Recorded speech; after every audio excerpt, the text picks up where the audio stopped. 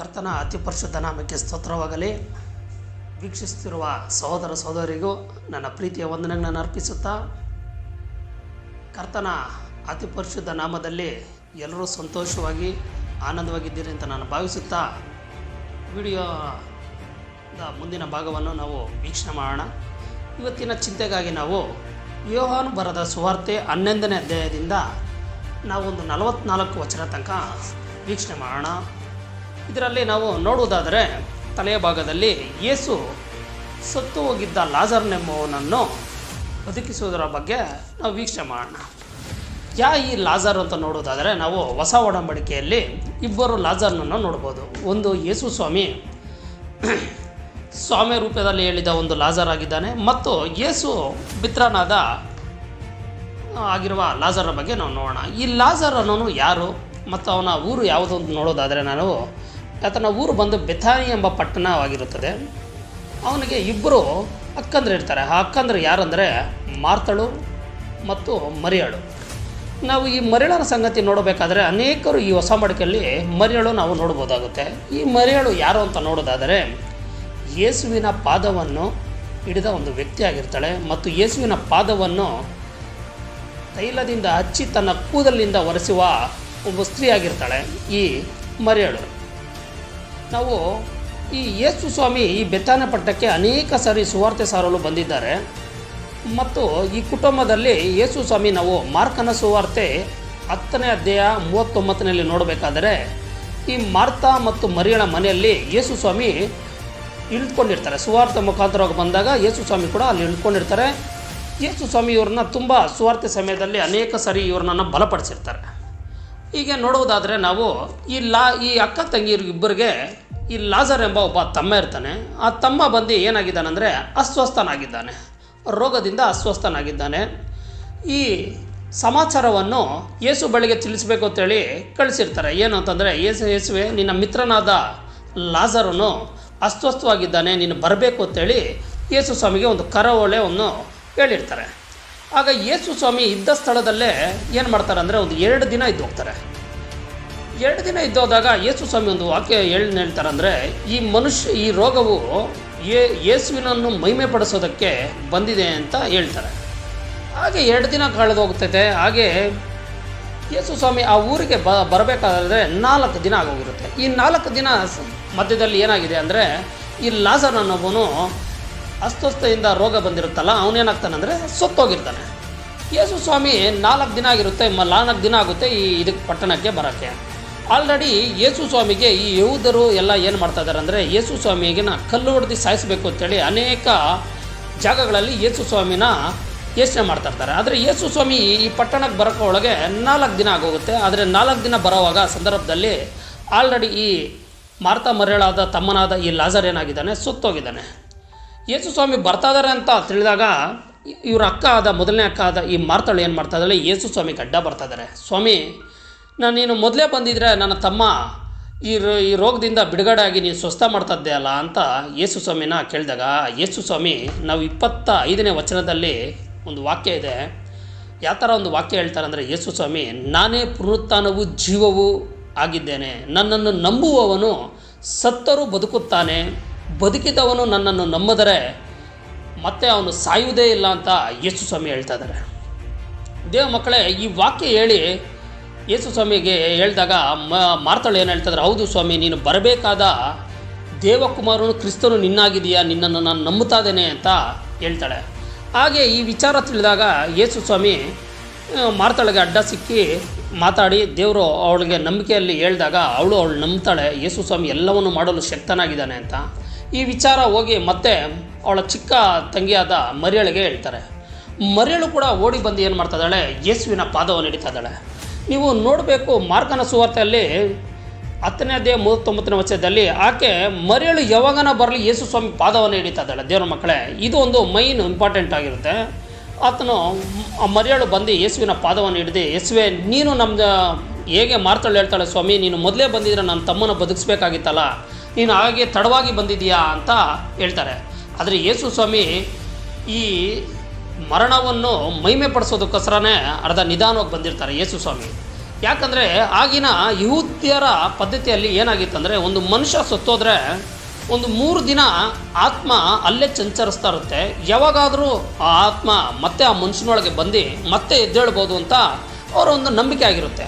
ಇವಾಗ ನಾವು ಭಾರತೀಯರು ನಾವು ಕೂಡ ಅಷ್ಟೇ 3 ದಿನ ಹಾಲು ಇನ್ನು ಆತ್ಮ ಹೋಗಿಲ್ಲ ಅಂತೇಳಿ ತಿಥಿ ಅವೆಲ್ಲ ಮಾಡಿ ನಾವು ಕಳಿಸ್ಕೊಡ್ತೀರಿ. ಅದೇ ರೀತಿ ಅವಾಗಿನ ಯಹೂದ್ಯರ ಪದ್ಧತಿಯಲ್ಲಿ ಏನಾಗಿತ್ತಂದರೆ ಒಂದು 3 ದಿನ ಆತ್ಮ ಇಲ್ಲೇ ಭೂಲೋಕದಲ್ಲಿ ಸಂಚರಣ ಮಾಡ್ತಾ ಇರುತ್ತೆ. ಯಾವಾಗನ ಆಗಲಿ ಆ ಆತ್ಮ ಮತ್ತೆ ಆ ದೇಹ ಒಳಗೆ ಬಂದು ಮತ್ತೆ ಆ ಮನುಷ್ಯ ಎದ್ದೇಳ್ಬೋದು ಅಂತೇಳಿ ಅವರೊಂದು ನಂಬಿಕೆ ಆಗಿರುತ್ತೆ. ಆ ನಂಬಿಕೆಯನ್ನು ಮುರಿಯೋದಕ್ಕೋಸ್ಕರನೇ ಯೇಸು ಸ್ವಾಮಿ ಅವರಲ್ಲಿ ನಾನೊಂದು ನಿಜವಾದ ದೇವರು ಅಂತ ತೋರ್ಪಡಿಸೋದಕ್ಕಾಗಿಯೇ ಯೇಸು ಸ್ವಾಮಿ ಏನಾಗ್ತಾರೆ, ಒಂದು 3 ದಿನ ತಡವಾಗಿ ಆಗಿ 4ನೇ ದಿನ ಏನಾಗ್ತಾಯಿದ್ದಾರೆ ಅಲ್ಲಿಗೆ ಬರ್ತಾ ಇದ್ದಾರೆ. ಬಂದಾಗ ಯೇಸು ಸ್ವಾಮಿ ಹೋದಾಗ ಆಗಿನ ಯಹೂದ ಪದ್ಧತಿಯಲ್ಲಿ ಏನಾಗಿರ್ತಾರೆ, ಒಂದು ಗುಹೆ ಮಾಡಿ ಅದರಲ್ಲಿ ಶವನ ಇಟ್ಟು ಎಲ್ಲ ತನ್ನ ದೇಹಕ್ಕೆಲ್ಲ ಏನಾಗಿರ್ತವೆ ಅದು ಬಟ್ಟೆಯಿಂದ ಸುತ್ತಿ ಅವಾಗ ಅಲ್ಲಿ ಮಲಗಿಸಿರ್ತಾರೆ.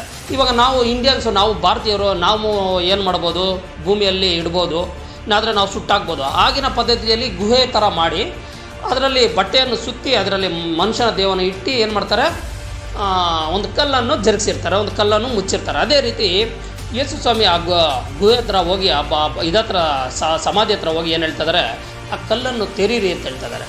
ಆಗ ಅವ್ರ ಅಕ್ಕ ಆದ ಮಾರ್ತಾಳೆ, ಸ್ವಾಮಿ ಇದು ಸತ್ತಿ 4 ದಿನ ಆಗಿದೆ, ಆಲ್ರೆಡಿ ನಾತ ಬರ್ತಾ ಇದೆ ಅಂತ ಯೇಸು ಸ್ವಾಮಿಗೆ ಹೇಳಿದಾಗ ಯೇಸು ಸ್ವಾಮಿ ಹೇಳ್ತಿದ್ದಾರೆ, ನಾನು ನಿನಗೊಂದು ವಾಕ್ಯ ಹೇಳಿದ್ದು, 25ನೇ ವಾಕ್ಯ, ಅದರಲ್ಲಿ ನಾನೇ ಪುನರುತ್ಥಾನ ಜೀವವೂ ಆಗಿದ್ದೇನೆ, ನನ್ನನ್ನು ನಂಬುವವನು ಸತ್ತವರು ಬದುಕುತ್ತಾನೆ ಅಂತ ನಾನು ಹೇಳಿದ್ದೀನಲ್ಲಮ್ಮ ಅಂತ ಹೇಳಿದಾಗ ಹೌದು ಸ್ವಾಮಿ ಅಂತ ಹೇಳ್ತಾರೆ. ನೋಡಿ, ಒಂದು ಇಲಿ, ಒಂದು 200 ಗ್ರಾಮ್ ಒಂದು ಇಲಿನೇ ಸತ್ತೋದ್ರೆ ನಾವು ಚಿಂತೆ ಮಾಡಿ ನೋಡಿ ಎಷ್ಟು ದುರ್ವಾಸನೆ ಬರ್ತಾ ಇರುತ್ತೆ ಅಂತ.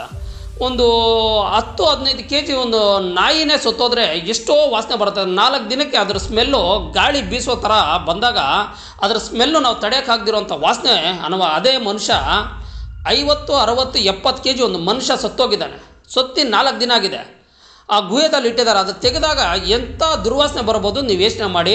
ಆಲ್ರೆಡಿ ಆ 4 ದಿನದಲ್ಲಿ ಆಲ್ರೆಡಿ ಬಾಡಿ ಇಂಟರ್ ಪಾರ್ಟ್ಸ್ ಎಲ್ಲ ಏನಾಗಿರುತ್ತೆ ಆಲ್ರೆಡಿ ಅದು ಕೊಳೆತೋಗಿ ಆಲ್ರೆಡಿ ಹುಳುಗಳು ಬಿದ್ದು ತಿನ್ನಲು ಪ್ರಾರಂಭವಾಗಿರುತ್ತೆ, ಸ್ಮೆಲ್ ಕೂಡ ಬಂದಿರುತ್ತೆ. ಆದರೆ ಯೇಸು ಸ್ವಾಮಿ ಈ ಎಲ್ಲರ ಮಧ್ಯದಲ್ಲಿ ಏನು ಮಾಡ್ತಾಯಿದ್ದಾರೆ, ಇದನ್ನು ತೆಗೀರಿ, ಈ ಕಲ್ಲನ್ನು ಜರುಗಿಸ್ರಿ ಅಂತ ಹೇಳ್ತಿದ್ದಾರೆ. ಯೇಸು ಸ್ವಾಮಿ ಆ ಕಲ್ಲನ್ನು ಜರುಗಿಸಿದಾಗ ಯೇಸು ಸ್ವಾಮಿ ಹೇಳ್ತಾ ಇದ್ದಾರೆ, ಲಾಜರನೇ ಹೊರಗೆ ಬಾ ಅಂತ ಒಂದೇ ಒಂದು ಮಾತು ಹೇಳ್ತಾ ಇದ್ದಾರೆ. ಏನು ಹೇಳ್ತಾ ಇದ್ದಾರೆ ಅಂದರೆ, ತನ್ನ ಪ್ರೀತಿಸುವ ಕುಟುಂಬಕ್ಕೆ ಆಪತ್ತು ಬಂದಾಗ ಯೇಸು ಸ್ವಾಮಿ ನೋಡಿ, ಕಷ್ಟಗಳು ದುಃಖಗಳು ಬಂದಾಗ ಯೇಸು ಸ್ವಾಮಿ ಒಂದೇ ಮಾತು ಹೇಳೋದು, ಜಾಸ್ತಿ ಏನು ಪ್ರೇಯರ್ ಇಲ್ಲ, ಏನಿಲ್ಲ. ಅಲ್ಲಿ ಒಂದೇ ಮಾತು ಏನು ಹೇಳ್ತಾ ಇದ್ದಾರೆ ಅಂದರೆ, ಲಾಜರನೇ ಹೊರಗೆ ಬಾ ಅಂತ ಹೇಳ್ತಾರೆ.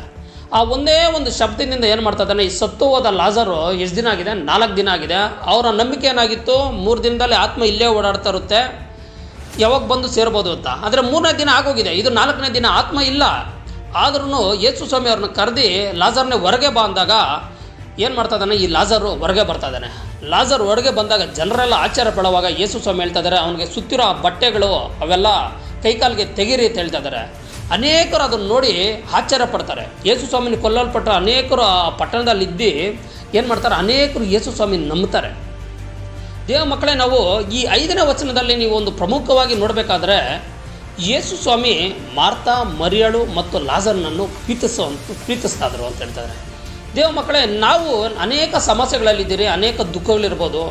ನಿಮ್ಮ ಊರಲ್ಲಿ ನೀವು ದೇವ್ರನ್ನ ನಂಬಿ ದೇವ್ರನ್ನ ಪ್ರೀತಿಸ್ತಾ ಇರ್ಬೋದು, ದೇವರು ನಿಮ್ಮನ್ನು ಪ್ರೀತಿಸ್ತಾ ಇರ್ಬೋದು. ಆದರೆ ಒಂದು ಸಂಕಟ ಬಂದಾಗ ಜನರೆಲ್ಲ ನಿಮ್ಮನ್ನು ಮಾತಾಡ್ಕೊಂಡು ಇರ್ಬೋದು, ಊರಲ್ಲಿ, ಅನೇಕ ಕುಟುಂಬಗಳಲ್ಲಿ, ಅನೇಕ ಆಫೀಸ್ಗಳಲ್ಲಿ, ಏನಪ್ಪ ಯೇಸು ಸ್ವಾಮಿ ನಂಬಿದ್ದಾನೆ, ಆದರೆ ಸಮಸ್ಯೆ ಬಂದಿದೆ, ತೊಂದರೆಯಾಗಿ ಸಿಕ್ಕಾಕೊಂಡಿದ್ದಾನೆ ಅಂತ. ಆದರೆ ದೇವ ಮಕ್ಕಳೇ, ಯೇಸು ಸ್ವಾಮಿ ಈ ಸಂಕಟಗಳಿಂದ, ಈ ದುಃಖಗಳಿಂದ ನಿಮ್ಮನ್ನು ಖಂಡಿತವಾಗಿ ಒಂದು ದಿನ ಅವರೆಲ್ಲ ಆಶ್ಚರ್ಯ ಪಡುವ ರೀತಿಯಲ್ಲಿ ದೇವರು ನಿಮಗೆ ಬಿಡುಗಡೆ ಕೊಡ್ತಾರೆ.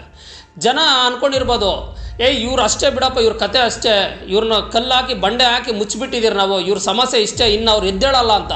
ಆದರೆ ದೇವರನ್ನು ನಂಬಿರೋರು ಯಾವತ್ತೂ ನೋಡಿ ಹಂಗಾಗಕ್ಕೆ ಚಾನ್ಸ್ ಇಲ್ಲ. ದೇವರು ಒಂದೇ ಒಂದು ಮಾತು ಹೇಳ್ತಾರೆ, ಲಾಜರ್ನೇ ಹೊರಗಡೆ ಬಾ ಅಂತ ಹೇಳಿದಾಗ ಅವನ ಜೀವಿತವೇ ಹೊಸದಾಗಿ ಒಂದು ಮಾರ್ಪಟ್ಟಾಗಿ ಆಚೆ ಹೊರಗಡೆ ಬಂದ. ಅದೇ ರೀತಿ ನೀವು ಅಷ್ಟೇ, ನೀವಿರೋ ಜಾಗದಲ್ಲಿ, ನೀವಿರೋ ನಿಮ್ಮ ಪಟ್ಟಣದಲ್ಲಿ, ಅಯ್ಯೋ ನಿನ್ನ ಕತೆ ಇಷ್ಟೇ ಬಿಡಪ್ಪ, ನಿನ್ನ ಲಾಸ್ ಆಗಿದೆಯಾ, ನಿನ್ನ ಕತೆ ಇಷ್ಟೇ, ನಿನ್ನ ಜೀವಿತ ಇಷ್ಟೇ ಅಂತ ಅದು ಬಂಡೆ ಹಾಕಿ ಮುಚ್ಚಾಡ್ಪಟ್ಟಿರ್ಬೋದು, ಅದರದ್ದು ಏನೇ ಒಂದು ಗುರುತಿಲ್ಬೋದು, ಅದರಿಂದ ಆಚೆ ಬರೋಕ್ಕೆ ಸಾಧ್ಯ ಇಲ್ಲ ಅಂತ ಜನ ತಿಳ್ಕೊಂಡಿರ್ಬೋದು. ಆದರೆ ನೀವು ಆ ಥರ ಯೋಚನೆ ಮಾಡೋಂಗೆ ಅವಶ್ಯಕತೆ ಇಲ್ಲ. ದೇವರನ್ನು ನಂಬಿರೋರು ಯಾವತ್ತೇ ಆಗಲಿ ಏನಕ್ಕೂ ತಲೆ ಕೆಡಿಸ್ಕೊಳ್ಳೋ ಅವಶ್ಯಕತೆ ಇಲ್ಲ. ದೇವರು ಒಂದೇ ಒಂದು ಮಾತು ನೋಡಿ, ಎಷ್ಟೊಂದು ದೊಡ್ಡ ಸಮಸ್ಯೆ ಅಂದರೆ, ಒಂದು ಮನುಷ್ಯ ಸತ್ತೋಗಿರೋ ಒಂದು ಮನುಷ್ಯನ ದೇವರು ಆಚೆ ಮತ್ತೆ ಹೊಸ ಜೀವ ಕೊಟ್ಟು ಆಚೆ ತಂದಿರೋ ದೇವರು ನಿಮ್ಮ ಸಮಸ್ಯೆಗಳೆಲ್ಲ ಎಷ್ಟು ಮಾತ್ರ ಯೋಚನೆ ಮಾಡಿ ನೋಡಿ. ಹಣದ ಸಮಸ್ಯೆ ಇರ್ಬೋದು, ಏನಾದರೂ ಚಿಕ್ಕ ಒಂದು ರೋಗದ ಸಮಸ್ಯೆ ಇರ್ಬೋದು, ಒಂದು ಫ್ಯಾಮಿಲಿ ಒಂದು ತೊಂದರೆ ಇರ್ಬೋದು ಅಷ್ಟೇ.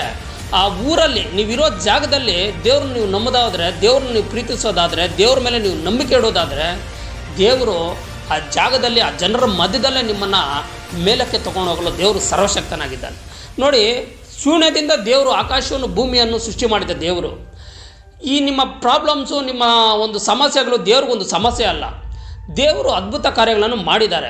ಏನಕ್ಕೆ ದೇವರು ಅದ್ಭುತ ಕಾರ್ಯಗಳನ್ನು ಮಾಡ್ತಾರೆ ಅಂತ ನಾವು ನೋಡೋದಾದರೆ, ನೋಡಿ, ನಾವು ಇಂದಿನ ಹಲವಾರು ಸಂಚಿಕೆಯಲ್ಲಿ ನಾನು ಯೂಟ್ಯೂಬಲ್ಲಿ ನಾನು ಬಿಟ್ಟಿದ್ದೀನಿ. ಸತಿ ಹಿಂದಿನ ಸಂಚಿಕೆಯಲ್ಲಿ ನಾವು ನೋಡಿದ್ರೆ 5 ರೊಟ್ಟಿ 2 ಮೀನು ಅದ್ಭುತವನ್ನು ನಾವು ನೋಡಿದ್ರಿ. ಅದೇ ರೀತಿ ಕಣ್ಣಿಲ್ದಿರೋನು ಕಣ್ಣು ದೇವರು ಕೊಟ್ಟರು, ದೇವರು ನೀರನ್ನು ದ್ರಾಕ್ಷಾರಸ ಮಾಡಿದ್ರು. ಇವತ್ತು ನಾವು ನೋಡೋದಾದರೆ ಲಾಜರನ್ನು, ಸತ್ತೋಗಿರೋ ಲಾಜರನ್ನು ದೇವರು ಮತ್ತೆ ಬದುಕಿಸಿ ಹೊರ ತಂದಿದ್ದಾನೆ. ಈ ಅದ್ಭುತ ಕಾರ್ಯಗಳೆಲ್ಲ ಏನಕ್ಕೆ ಮಾಡ್ತಾ ಇದ್ದಾರೆ ದೇವರು ಅಂತ ಬಂದು ಹೇಳ್ಕೊಬೋದಾಗಿತ್ತಲ್ಲ ದೇವರು ಅಂತ ನಿಮ್ಮ ಪ್ರಶ್ನೆ ಆದರೆ, ದೇವರು ಏನಕ್ಕೆ ಈ ಅದ್ಭುತ ಕಾರ್ಯಗಳು, ಈ ಸೂಚಕ ಕಾರ್ಯಗಳು ಇದೆಲ್ಲ ಏನಕ್ಕೆ ಈ ಭೂಮಿ ಮೇಲೆ ಸಂಗಡ ಮಾಡಿದ್ರು ಅಂತ ನಿಮಗೆ ಹೇಳೋದಾದರೆ, ನಾವು ಮಾರ್ಕನ ಸುವಾರ್ತೆ 16ನೇ ಅಧ್ಯಾಯ 20 ವಚನದಲ್ಲಿ ನಾವು ನೋಡೋದಾದರೆ, ಶಿಷ್ಯರು ದೇವರ ಸುವಾರ್ತೆಯನ್ನು ಸಾರಲು ಹೋಗ್ತಾರೆ. ದೇವರನ್ನು ಸಾರಲು ಸುವಾರ್ತೆ ಹೋದಾಗ ಅಲ್ಲಿ ಅನೇಕ ಸೂಚಕ ಕಾರ್ಯಗಳು ದೇವರು ಮಾಡ್ತಾರೆ. ಏನಕ್ಕೆ ಮಾಡ್ತಾರೆ ಅಂದರೆ, ದೇವರ ಸುವಾರ್ತೆಯನ್ನು ದೇವರು ಬಲಪಡಿಸಲು ಈ ಸೂಚಕ ಕಾರ್ಯಗಳು, ಈ ಅದ್ಭುತ ಕಾರ್ಯಗಳನ್ನು ಮಾಡ್ತಾರೆ. ಇವಾಗ ನೀವು ಚಿಂತೆ ಮಾಡ್ಬೋದಪ್ಪ, ದೇವರಂದರೆ ಏನು? ಅಸಾಧ್ಯವನ್ನು ಸಾಧ್ಯವಾಗಿ ಮಾಡೋದೇ ದೇವರು ಅಂತ.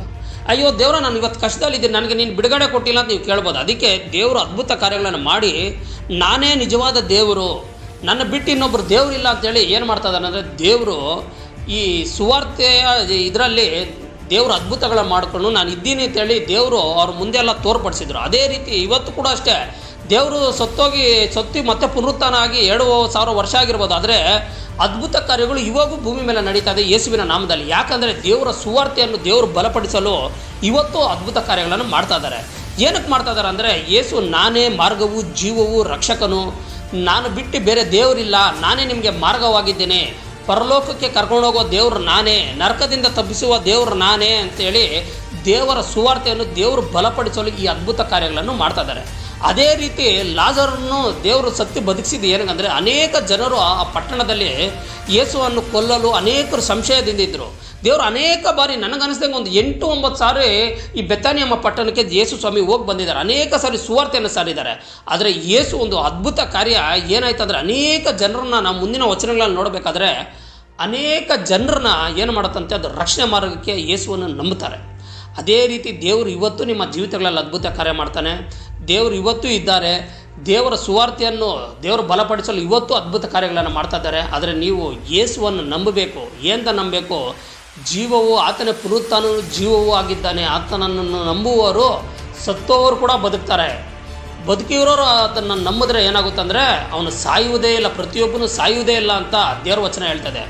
ಅದನ್ನು ನಂಬಿ ನಾವು ಮುಂದಕ್ಕೆ ಸಾಗಬೇಕು. ದೇವರು ಈತನೇ ನಮ್ಮ ದೇವರು, ಈತನೇ ನಿಜವಾದ ರಕ್ಷಕನು ಅಂತೇಳಿ ನೀವು ನಂಬುದಾದರೆ, ಯೇಸುವಿನ ಹತ್ರ ಬಳಿ ಬರೋದಾದರೆ, ಯೇಸು ಖಂಡಿತವಾಗಿ ನಿಮ್ಮ ಸತ್ತೋಗಿರೋ ಜೀವನಗಳು ಎಲ್ಲರೂ ಅನ್ಬೋದು, ಅಯ್ಯೋ ಇವನ ಕತೆ ಇಷ್ಟೇ, ಇವನ್ನ ನಾವೆಲ್ಲ ಲಾಸ್ ಮಾಡಾಕಿದ್ದೀರಿ, ಇನ್ನು ಅವನು ಎದ್ದೇಳೋದೇ ಇಲ್ಲ, ಅವನು ಅಸಾಧ್ಯ ಅಂತ ಹೇಳ್ಬೋದು.